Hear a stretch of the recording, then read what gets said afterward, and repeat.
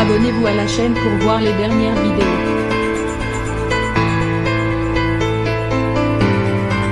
Frédéric Lopez avait disparu de la circulation depuis la fin de Rendez-vous en Terre Inconnue.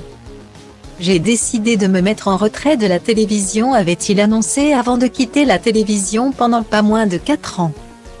Pour prendre du bon temps et profiter, l'animateur, âgé de 55 ans aujourd'hui, est parti s'installer dans les Cévennes, très loin des plateaux télévisés. Finalement, quelque temps plus tard, la directrice des programmes de France Télévisions, Anne Holm, est revenue à la charge. Cette dernière a finalement convaincu Frédéric Lopez de faire son retour à l'antenne cette année. Elle m'a dit qu'elle cherchait de la sincérité. La chose la plus importante pour moi. C'est d'ailleurs pour ça que cette vie professionnelle à la télé est compliquée pour moi, avait-il déclaré. Le 23 octobre dernier, Frédéric Lopez a donc repris le créneau tant convoité de Michel Drucker sur France 2. Pour l'émission Un dimanche à la campagne. Un programme dans lequel plusieurs célébrités de générations et de milieux différents se confient à l'animateur dans un lieu loin de Paris. Mais avant de s'engager dans cette nouvelle émission, Frédéric Lopez était à la tête de Rendez-vous en Terre Inconnue. Pendant de longues années, Frédéric Lopez a passionné les foules sur France 2 avec ce programme au contexte plus qu'original, Rendez-vous en Terre Inconnue.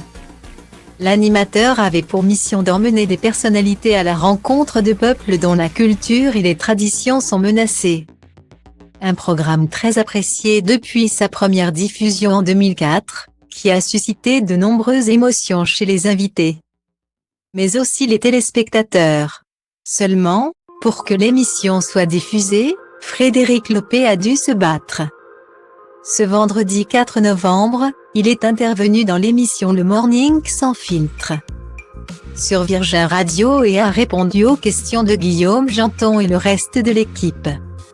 Si Frédéric Lopez est l'inventeur du concept de Rendez-vous en Terre Inconnue, il lui a fallu du temps pour voir son idée se mettre en place au sein de France Télévisions. À chaque fois que j'ai inventé un concept, il m'a fallu entre 4 et 7 ans pour convaincre les chaînes.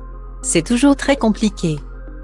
Par la suite, Datalink People égale à 28 982 F64 3e 9e 4AE 4A9 DF 4A 9392 AEP 120 FC. Guillaume Janton lui a alors demandé « On m'a dit que vous aviez même financé vous-même la première de l'émission. » C'est quoi il a répondu « J'ai dû vendre ma maison pour acheter le pilote de l'émission. » C'était un peu compliqué aussi.